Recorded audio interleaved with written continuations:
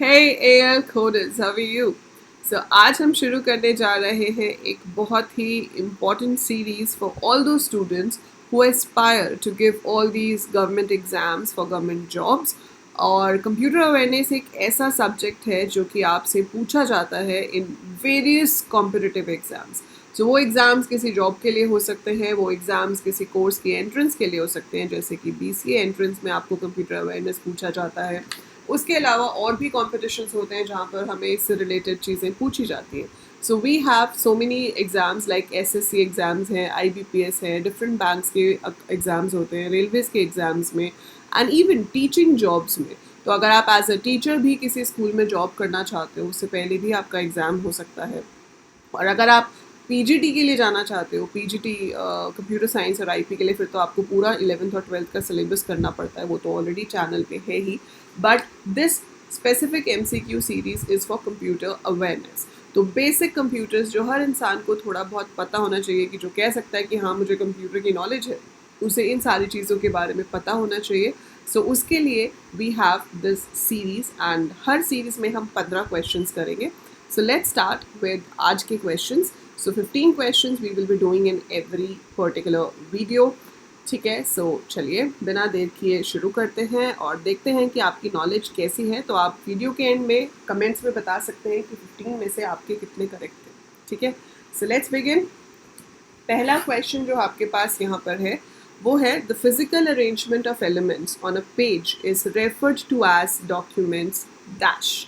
सो जब आप Microsoft word में काम कर रहे होते हैं या किसी भी वर्ड प्रोसेसिंग सॉफ्टवेयर में काम कर रहे होते हैं, तो उस टाइम पे चीज़ों की जो अरेंजमेंट है पेज पे, उसे क्या कहा जाता है? Answer is format. So we called formatting of the page. So correct answer is format, right. Second है, input, output and processing devices grouped together are called dash. So जब मैं input, output, processing सारे devices को इकट्ठा एक साथ ले लूँ तो मैं उसे क्या कहूँगी? That will make your computer system. तो वो सब मिलकर आपका एक proper computer system बनते हैं. Then next question is, most websites have a main page, the dash, which acts as a doorway to the rest of the website pages. मतलब आपकी जो वेबसाइट है उसमें एक मेन पेज होता है जहाँ से आप दूसरे पेजेस पे जा सकते हैं. तो उस पेज से ही आपके पास लिंक्स होंगे जिनके थ्रू क्लिक करके आप आगे दूसरे पेजेस पे जा सकते हैं. उसे क्या कहते हैं? So answer is home page. तो उसे हम क्या कहते हैं? Home page, right. Which of the following is not true about a computer file? So computer में जो हम फाइल सेव करते हैं उनके बारे में इसमें से कौन सी स्टेटमेंट सही नहीं है? They are collection of data saved to a storage medium. First point. Every file has a file name. सही लग रहा है. A file extension is established by the user to indicate the file's content. And the fourth is file usually contain data. तो देखो पहला point तो ठीक है कि उसमें कलेक्शन ऑफ डेटा होता है जो कि सेव होता है किसी स्टोरेज मीडिया पे. तो ये सही है. हर फाइल का नाम होता है, वो भी सही है. अब फाइल की जो एक्सटेंशन होगी, जैसे आपने देखा होगा कि जो वर्ड की फाइल्स हैं उसके पीछे .doc लिखा होता है, जो टेक्स्ट की फाइल्स हैं उनके पीछे .txt लिखा होता है. अगर मैं कोई पावर पॉइंट में फाइल बना रही हूँ तो उसके पीछे .ppt लिखा होता है. सो आपकी जो फाइल्स आप क्रिएट करते हो, क्या ये एक्सटेंशन हम खुद देते हैं? नहीं, है ना. अगर मैं पावर पॉइंट में फाइल बना रही हूँ तो अपने आप उसकी एक्सटेंशन PPT हो जाएगी. अगर मैं एक्सेल में फाइल बना रही हूँ अपने आप उसकी एक्सटेंशन XLS हो जाएगी. सो एक्सटेंशन अपने आप सिस्टम दे देता है, आपको नहीं देनी पड़ती अलग से. मतलब सी वाली जो स्टेटमेंट है वो गलत है. सो ये स्टेटमेंट ट्रू नहीं है. It is not true about a computer file, right. Next question. The dash is the box that houses the most important parts of a computer system. सो उस बॉक्स को क्या कहते हैं जिसमें सबसे इंपॉर्टेंट पार्ट होते हैं कंप्यूटर सिस्टम के? आजकल तो हम लैपटॉप्स यूज़ करते हैं, बट डेस्कटॉप्स भी हैं हमारे पास. तो जो डेस्कटॉप है ये पार्ट उसका पार्ट है बेसिकली. तो डेस्कटॉप में उस पार्ट को हम सिस्टम यूनिट कहते हैं. So what do we call it? System unit. वो जो बॉक्स होता है जिसके अंदर आपकी DVD राइटर और आपका मदरबोर्ड और जिसके पीछे आप तारे कनेक्ट करते हो अपने कीबोर्ड की, माउस की, that box is called system unit. Next question is, what type of computer could be found in a digital watch? एक डिजिटल वॉच है, उसमें किस तरह का कंप्यूटर यूज़ हो रहा होता है? क्या वो एक मेन फ्रेम कंप्यूटर है? क्या वो एक सुपर कंप्यूटर है, एम्बेडेड या notebook? So answer is, it is an embedded computer. ठीक है, तो उसे हम क्या कहते हैं, एम्बेडेड कंप्यूटर, क्योंकि वो किसी दूसरे डिवाइस के अंदर एम्बेड हुआ है ना। So which is not a basic function of a computer. Computer का काम टेक्स्ट कॉपी करना है, accept input, process data, store data. So obviously data को एक्सेप्ट करना, प्रोसेस करना, स्टोर करना कंप्यूटर का काम है। कॉपी करना कंप्यूटर का काम नहीं है, that's not the main job. So answer is copy text.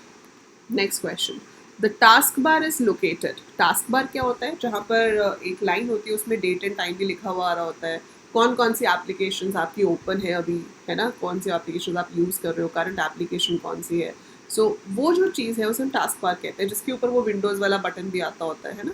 तो वो कहाँ पर होता है, यूजुअली कहाँ पर होता है, हम चेंज कर सकते हैं लोकेशन, बट बाय डिफ़ॉल्ट कहाँ पर होता है। सो बाय डिफ़ॉल्ट वो होता है at the bottom of the screen. So Windows operating system में टास्क बार हमेशा स्क्रीन के बॉटम में होता है, राइट। हम चाहें तो लोकेशन बदल सकते हैं, but that's the default location. A dash is a collection of information saved as a unit. So सिर्फ जो डेटा है आपका उसको जब आप स्टोर कर रहे हो तो उसको हम क्या कहेंगे, so that is a file, ठीक है। फोल्डर में क्या होता है, बहुत सारी files. So one folder is a collection of multiple files, but simple collection of data जो है आपके पास, that is a file. Next question says peripheral devices such as printer and monitor are considered to be dash. तो ये जो devices होते हैं, mouse हो गया, कीबोर्ड हो गया, प्रिंटर हो गया, मॉनिटर हो गया, इनको क्या कहते हैं out of the given options. So given options है hardware, software, data, information. Obviously devices हैं तो डेटा और इंफॉर्मेशन तो हो नहीं सकते, बचा हार्डवेयर और सॉफ्टवेयर। तो it is a tangible thing जिसको आप टच कर सकते हो, फील कर सकते हो, तो वो हार्डवेयर है। अगर हम उसको टच नहीं कर सकते, जैसे कि माइक्रोसॉफ्ट पावर पॉइंट, तो वो सॉफ्टवेयर हो जाएगा। सो ये क्या है, hardware. So hardware is the correct answer of this question. Which of the following system components is the brain of the computer. मतलब ये तो सदाबहार क्वेश्चन है ना। ये हम थर्ड क्लास से पढ़ना शुरू करते हैं और हमेशा ही पढ़ते रहते हैं, और ये हमेशा पूछा भी जाता है।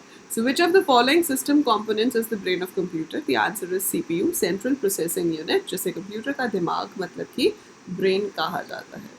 Where is the data saved permanently? So permanently data कहाँ पे स्टोर होता है।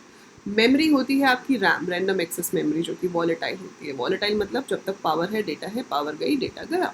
सेकेंडरी स्टोरेज में आते हैं hard disk, pen drive, CDs, DVDs। तो ये वो जगह है जहाँ पर आपका डेटा परमानेंटली स्टोर होता है, जब तक हम खुद से उसको डिलीट ना करें या वो डिवाइस ही करप्ट हो जाए, है ना। So secondary storage is the correct answer for this question. Another word for software is, software को अगर मुझे किसी और वर्ड से रिप्रेजेंट करना हो तो मैं उसे क्या कह सकती हूँ out of the given options. So out of the given options correct option is program. So another word for a software is program, right. Next question, generally you access the recycle bin through the icon located on। तो recycle bin, वो जो dustbin वाला icon होता है, वो कहाँ पर दिखता है आपको। सो नॉर्मली वो आइकन हमें दिखता है हमारे स्क्रीन पे, मेन स्क्रीन पे जो ओपन होती है, और उसे कहा जाता है desktop. So desktop is the screen जहाँ पर आपको अपना रिसाइकल बिन का आइकन नजर आता है। सो आज का आखिरी question, a dash shares hardware, software and data among authorised users. तो किसकी हेल्प से हम हार्डवेयर, सॉफ्टवेयर और डेटा को शेयर कर सकते हैं। So answer out of the given options is a network. अगर आप कंप्यूटर्स को, डिवाइसेस को एक नेटवर्क में कनेक्ट कर देते हो तो आप अपने डेटा और इन्फॉर्मेशन को, रिसोर्सेज को शेयर कर सकते हो। जैसे कि आप और मैं, हम भी एक नेटवर्क से कनेक्टेड हैं जो है इंटरनेट, है ना। सो इंटरनेट के थ्रू आप मेरी इस वीडियो को देख पा रहे हैं। इंटरनेट के थ्रू ही आप इन PDFs को डाउनलोड भी कर पाएंगे। इंटरनेट के थ्रू ही कंप्यूटर फंडामेंटल्स के जो लेक्चर्स हैं वो भी आप देख पाएंगे। सो चैनल के ऊपर कंप्यूटर फंडामेंटल्स के लेक्चर्स भी पूरे के पूरे अपलोड होंगे। तो अगर आपको ये MCQs देख के लग रहा है कि ये MCQ तो ठीक है लेकिन हमने ये पढ़ा ही नहीं है, तो पढ़ेंगे कहाँ से। सो पढ़ने के लिए भी कोई प्रॉब्लम नहीं है। कंप्लीट कंप्यूटर अवेयरनेस का पूरा सीरीज़ चैनल पर अपलोड होगा। सो आप वहाँ से पूरा पढ़ भी सकते हैं, और MCQ वाली सीरीज़ से आप MCQs की प्रैक्टिस भी कर सकते हैं। And to download the PDFs and go through all the PDFs and all the notes and give these questions as a quiz format में देने के लिए, ताकि कॉम्पिटिटिव एग्जाम में नेगेटिव मार्किंग भी होती है, तो आप उस तरीके से अगर क्विजेस देना चाहते हैं तो वो आप ऐप के ऊपर आकर दे सकते हैं। ऐप का लिंक डिस्क्रिप्शन में है। So download the app for free and you can get number of things which help you to give a proper learning experience. So that is it for this video. Channel को like कीजिएगा, उसके साथ साथ these are my Insta handles. This is my personal one. This is the one where I upload reels for programming and MCQs, right? And this is my LinkedIn handle. तो आप में से जो लोग भी जॉब एस्पिरेंट्स हैं, सो अगर आप एंट्रेंस के लिए पढ़ रहे हो इट्स अनदर थिंग, लेकिन अगर आप किसी भी तरह की जॉब के लिए कर रहे हो then you must have a LinkedIn profile also, क्योंकि आपकी प्रोफेशनल ग्रोथ के लिए बहुत ही अच्छा है. सो अगर आपने नहीं बनाया है तो बना लीजिए, और अगर आपके पास है so do follow me on LinkedIn as well.